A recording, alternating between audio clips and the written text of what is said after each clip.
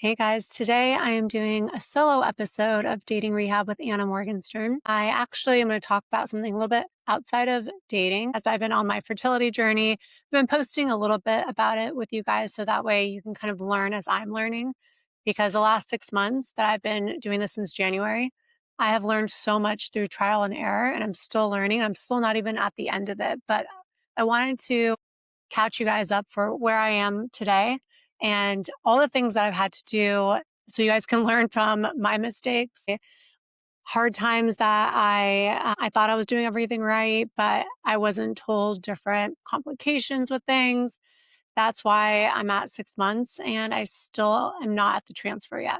So I wanted to start from the beginning because I wish I would have had this information going into it. I try to do as much research as I can, but sometimes listening to like the fertility doctors, they're telling you, do this, do that. It doesn't always apply for every situation. And what they don't tell you is like you could do everything right and still not have the results that you want to have. And so I just wanted to kind of share my story because I was always thinking that I was doing something wrong when reality, it takes two to tango. Your partner that's in this with you, they're half the equation when it comes to conceiving naturally. But then when you're doing IVF, it's really on the woman. And I didn't know what I didn't know. I hope that you guys will find what I'm sharing helpful and that you will have better results in your fertility journey from what I'm sharing. So really wanted to start from the beginning. I was 39 years old when I got married. My husband was 44. And we always just knew we wanted to have kids and didn't really think I would have much trouble. I always had really positive test results from doctors. They always said I have great egg reserve and high AMH. And I just never thought it'd be an issue for me to conceive naturally. And I have thought about over the years whether I should freeze my eggs. I had a lot of friends do it in their 30s. And then as I got into 35, when I started thinking of doing it myself, that's when I started having people around me try to utilize the frozen eggs that they had frozen years prior. And I really didn't meet anyone that was able to use the eggs that they had frozen. I met so many women that, for whatever reason, the eggs weren't viable and they weren't able to use them to create embryos once they had the partner. I'm sure that there are plenty of women that froze eggs or are able to use them. I have no doubt. And I think that's why they want you to do multiple rounds because they want to have as many eggs as possible.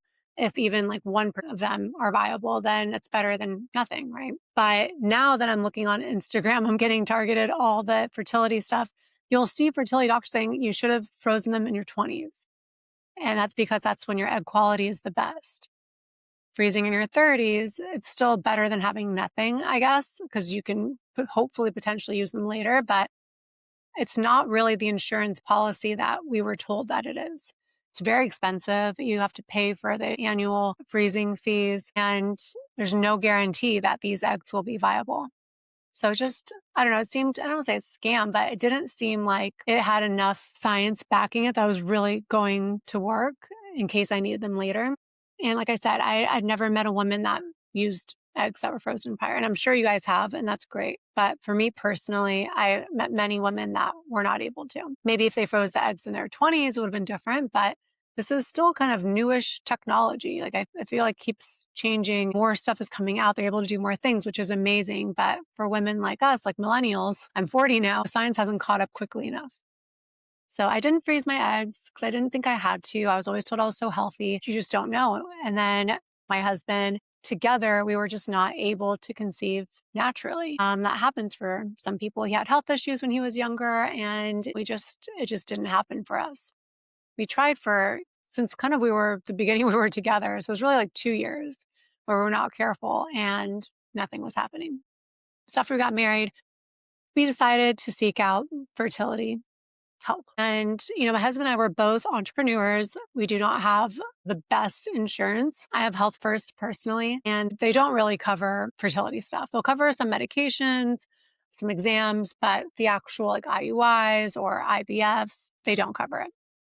So the first clinic we went to, I was told my insurance said that they would cover it, but then I went to the clinic, did all the testing. They said, oh, they actually won't cover this because they've tried to do it with other patients in the past and the insurance always rejected it. So that was pretty frustrating because I went to one clinic, I went to Fernie. They did all the testing. I did all the blood and ultrasounds, and my insurance did cover that. So I was scared if I went somewhere else, would my insurance cover it again? But after going there and we weren't able to move forward with them because at that point, this was probably October 2025. I was thinking maybe start with an IUI. And that being said, like no one really gave us a lot of information of what should you do next if you're having trouble conceiving naturally. I was always told IUI is the first step and then IVF. So finally went to there was a Jewish nonprofit called A Time that a lot of Jewish couples use to ask for help to conceive. They basically find you fertility clinics that are either subsidized by the government or private donor, so it makes it a little bit cheaper for couples to go through fertility treatment. And I had a lot of friends that used it for egg freezing and IVF and all these things. So I was like, sure, let's try that. And so I went to Premium Health in Brooklyn. It's in Borough Park, and I live on the Upper East Side. So it's, an hour 15 to get there one way. So we go there, we do all our testing, again, all the same testing, it's frustrating. We're in November now.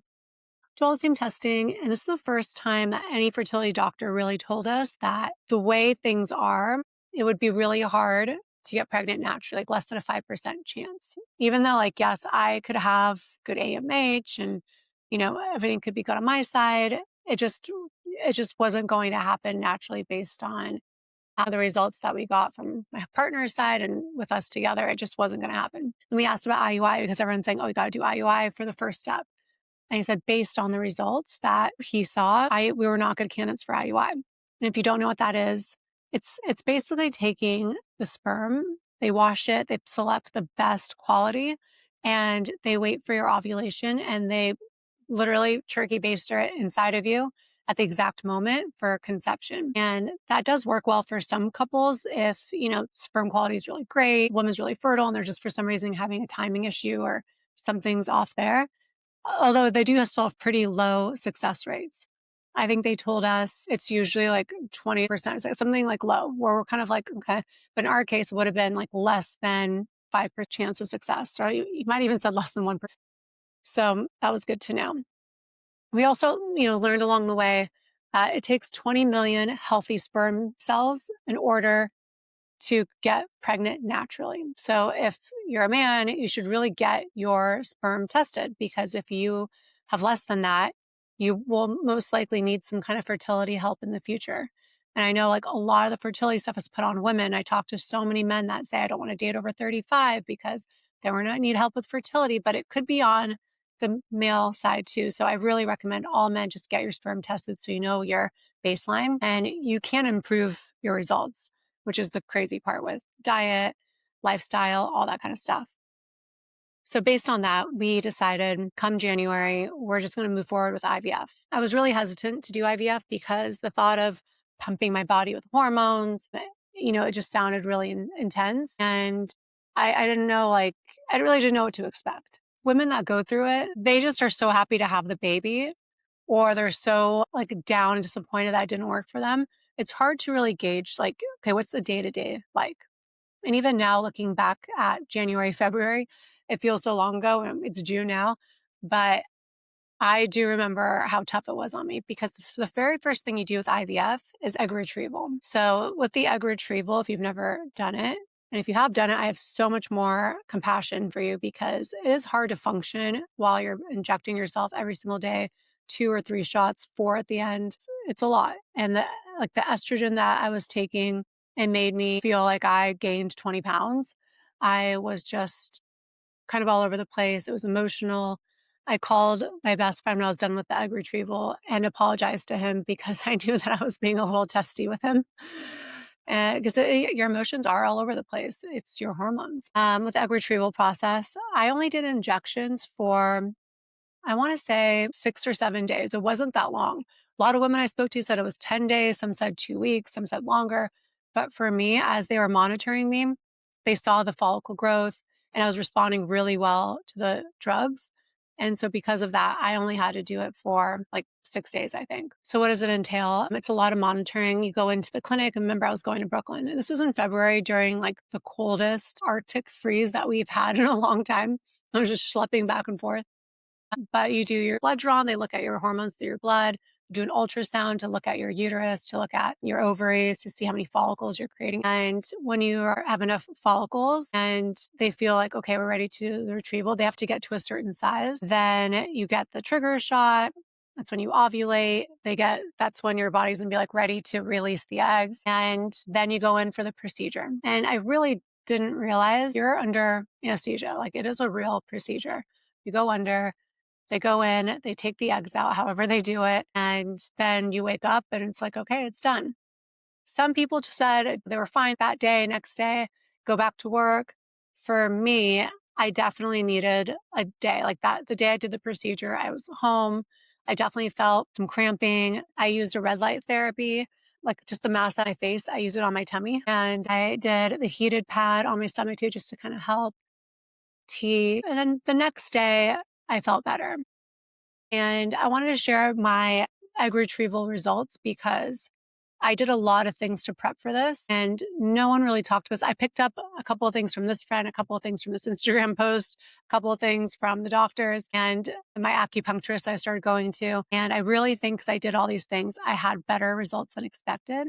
And that being said, you could do all the right things and you could have bad results. I've talked to people that have had that situation as well. But I want to share with you everything that I did that beat the doctor's expectations of what they were hoping to get from me egg wise and what they actually got. So we did the initial consultation with the doctor. He said, based on my tests, my image levels, my age, everything, he said they should be able to get anywhere between 8 to 12 eggs at the egg retrieval. And they were able to get 20.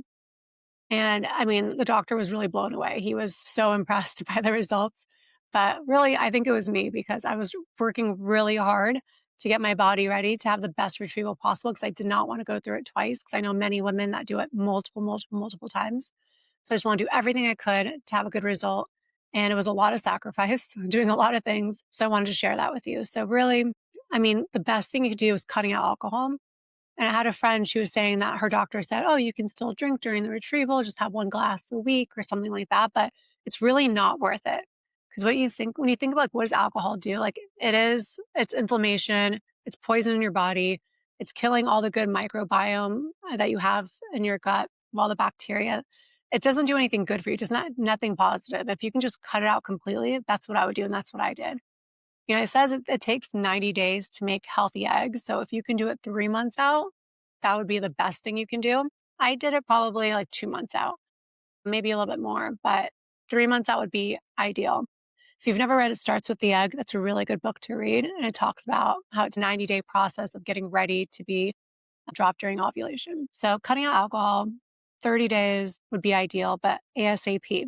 This is an obvious one, but drugs, I mean, includes weed, if you're doing recreational, mushroom, whatever, all that stuff, anything that could be considered poison in your body, just cut it all out. I mean, even like taking like Tylenol and stuff, like I was really trying to be so clean, not taking anything over the counter, anything at all. It's poison in your body because you're really trying to reduce inflammation. That's so important when you're going through all this process. So cutting out alcohol, any kind of drug, prescription, whatever, otherwise, like just cut it all out.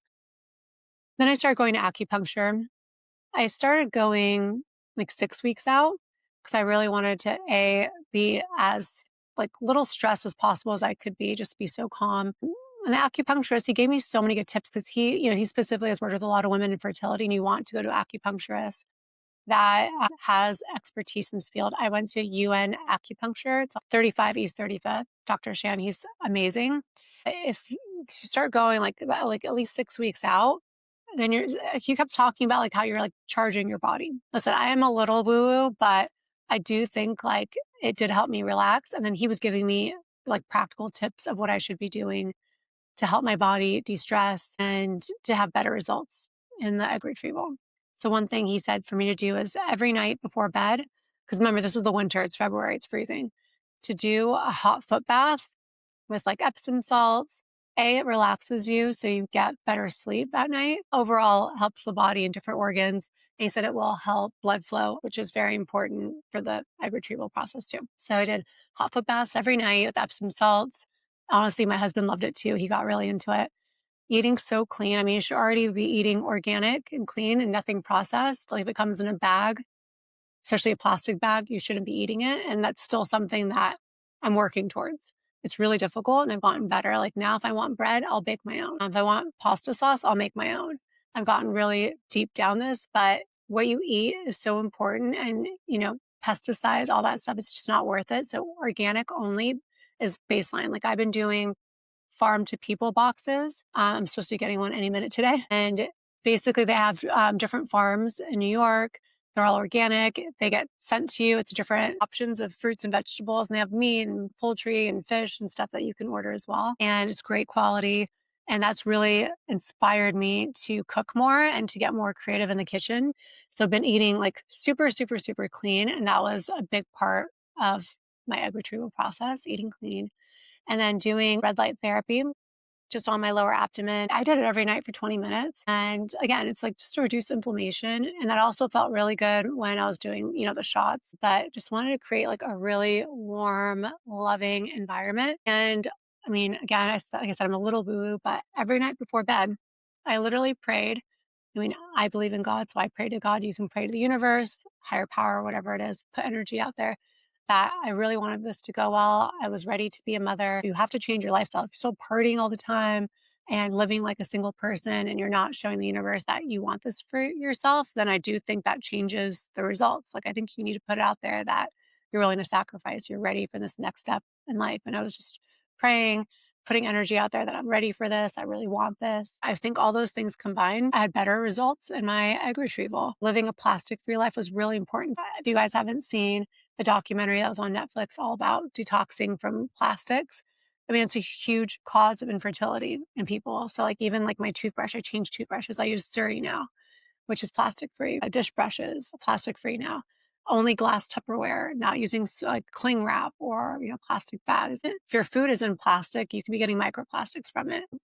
Plastic water bottles, all that kind of stuff. Never heat food in plastic. If you get takeout, it comes in a like plastic. It's hot food in there. That's really bad for you. Try not to get takeout from places that serve in plastic. So think about all these things. Like it takes a big conscious effort to make some of these changes. So those are all the things I did for the egg retrieval. And like I said, they were hoping to get between 8 and 12. They got 20 eggs. So from there, they take your eggs and they take the sperm from your partner and they fertilize the eggs. And out of the 20 eggs, I think they said 14 were able to be inseminated. So they watched to see if they turn into real embryos. Day 5, they check to see which embryos are ready for genetic testing. You can opt out of genetic testing if you don't think it's something that's necessary for you. My husband and I both did a genetic screening in our blood test to make sure that we didn't have any crossover for the same kind of carriers. Diseases or genetic things that you could have. And as a Jewish couple, Jews do tend to carry one or two genetic issues that could pop up when you have a child together. So fortunately, we didn't have any crossover. So then from there, we had to wait and see. Genetic testing, it takes anywhere from 2 to 4 weeks. So I think after 2.5, 3 weeks, we found out that we had one embryo that definitely we could use. It passed all the genetic testing, and they were able to get enough sample from the embryo to test everything you need to test. Then they had one other embryo that they were not able to get enough genetic material to test it properly. So we don't know if it's genetically normal or anything about it, which is very disappointing because the more take a sample out of an embryo, it degrades that embryo. So we really wanted to be very thoughtful about what we do with that. So we decided to kind of let that stay frozen for now and work with the one embryo that we have. So then there's more testing for the woman. So you have to do a saline ultrasound where they check your uterus because they want to make sure that the environment that the embryo is going to be placed in is going to be as perfect as possible. So if there's any scar tissue or if there's any lumps, bumps, cysts, things like that, that you get rid of those first. So your embryo has a better chance of sticking, so they say. So I did the saline ultrasound and I did it 3 times. The reason I had to do it 3 times is the first time I did it, it was because you have to do it at least 2-3 days after your period ends. And I did it like the day my period ended. So it was a little too soon. And they saw had some tissue in there. They're like, this is probably just from like your period ending. but we can't be certain. So you have to do it again. So it's like, okay, whatever. How they do it, they pretty much take like a catheter thing and they pump saline water into your uterus to make it kind of blow up so they could see it like big. And they can see all the lining around it. And so it's not really that painful. It's just a little uncomfortable. And it's literally like a waterfall when it's over because all the water has to come out of you. So it's just a little bit of a funny thing. So the second time they did the test, they said that they saw like a little bit, some kind of tissue still, and that it wasn't perfect. It was like 98% perfect, but there's still like a little bit of something.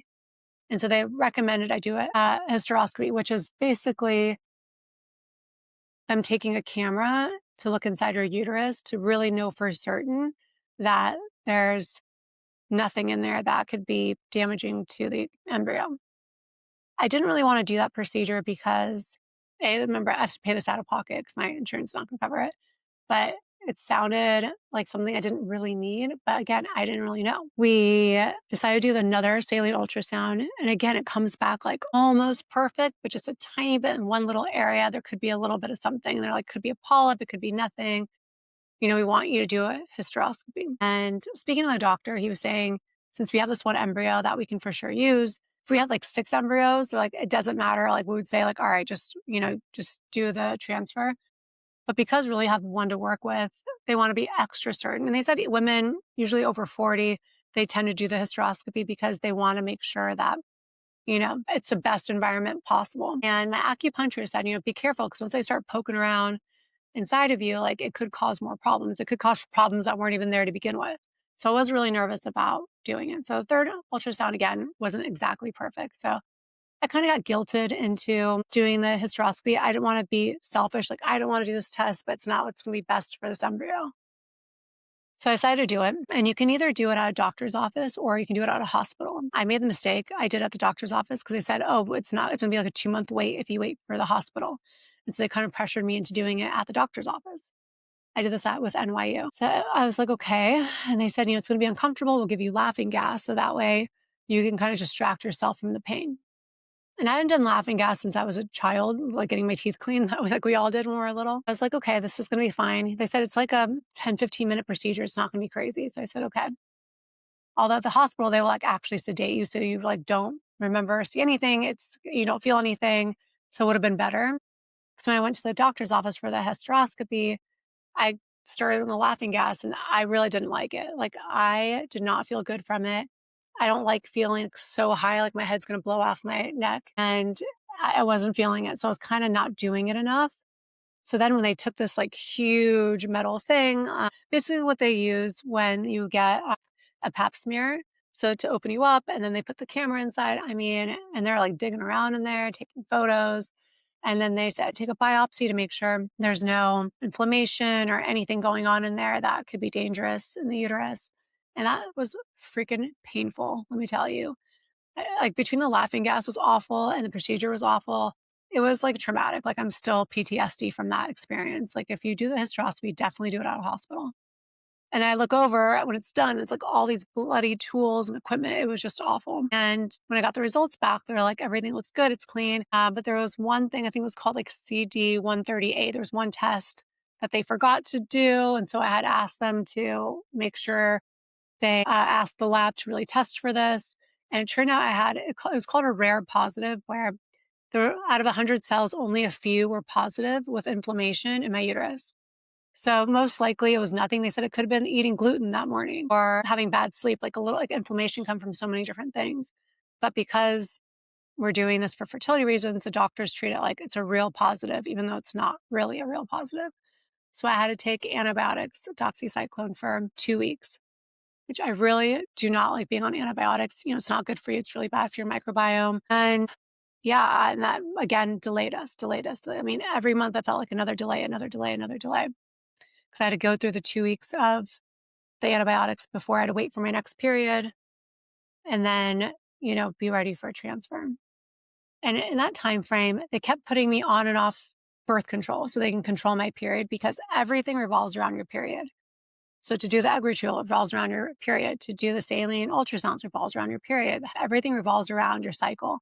And so to control it so they can do the certain tests they want to do when they want to do it, they give you birth control to do for a week, sometimes 2. and then you get off and go, and I hadn't been on birth control in maybe a decade. And oh my gosh, the cramps that I got from birth control, I I will never be on it ever again. It was so, so painful. I remember I was at an art show with my husband and I was just like doubled over with pain from cramps. And I was like, what is going on with me? I threw up in the bathroom, which I never do that. And I asked my friend ChatGPT, what the hell is this? And they said, yeah, like sometimes because of all the hormones I was taking, getting on the birth control can trigger really bad cramps to the point where you feel nauseous and it's like debilitating. And all you have to do is take Advil and it makes it go away, which is like crazy. So I couldn't go anywhere without Advil. And that would happen during the first 3 days of my period. So that was like another thing that I went through that was really tough. I had to cancel plans. I felt really bad, but I could not function when I was on my period, at least those first like 3 days. So that's one thing to know. If they make you go on birth control, try to avoid it. So finally, I'm cleared for everything, ready to do a transfer. I'm so excited. No more tests, everything's done. And you have 3 options for a transfer, which I didn't know that until after not being able to do the transfer this month. I wanted to do a natural transfer versus a medicated transfer. And they didn't even explain this back then, but a medicated transfer, you take estrogen, progesterone, they really control your cycle from beginning to end. So, you know, before you ovulate, you're taking all these medications. They give you the trigger shot so you ovulate, they do the transfer. And even after the transfer, you still have to take these medications. It could be a couple weeks of taking all of these shots, suppositories, progesterone suppositories, and shots and like estrogen patches, like however your doctor wants to do it. But it is a lot. And they didn't even say that at the beginning, but I just kind of like didn't want to go through all the medication again. I really wanted to do it naturally. So I chose a natural cycle. And they told me same exact results. If a transfer is done naturally or medicated, everything's exactly the same at the end. There's no difference with the embryo sticking or not. So the natural cycle, you go in for monitoring more. So I remember going back and forth to Brooklyn. They're again doing blood ultrasound because as after a period ends, as you're gearing up towards ovulation, they want to get the exact moment before you start ovulating. And they do that by looking at your hormones and measuring the follicle that you're naturally growing inside your ovary. Problem is, I mean, I'm 40 now, so maybe that's part of it, but you might not have a regular cycle. And then they knew that going into like sometimes I'm 23 days, sometimes 26 days. Like my cycle is not completely 100% normal and predictable. So because of that, they missed my ovulation window. I went in one day and they thought, okay, like the follicle's still a little bit too small to be considered ready for ovulation. So I went in the next day and they saw I was already ovulating and it was too late because at that point I would have had to take the right progesterone. They have to count the exact days. It has to be the embryo transfer has to be done 5 days after you ovulate to mimic the 5-day embryo in order for it to stick. Your body and the embryo, they have to think like everything is natural and normal. If you're off by a day, if the hormones aren't right, the embryo won't stick and the transfer will fail. So that's why we couldn't do the first transfer, which was really, really disappointing. I was really excited for it. I felt ready and weren't able to do it because they missed the window. Is it their fault 100%? I don't know. I mean, I feel like I knew I was going to be ovulating on a certain day, but they wanted to, do the testing themselves. So I don't know. But what I didn't know, what they didn't tell me, is I wish they would have mentioned this before I chose which transfer I wanted to do. There's a semi-medicated transfer where you take letrozole, and basically that helps control the follicle growth. So they can see with this medication the natural growth of follicle, and they have more control, and then follicle will grow in a more natural way. Which I should have taken that from the beginning since my cycle wasn't totally normal or regular.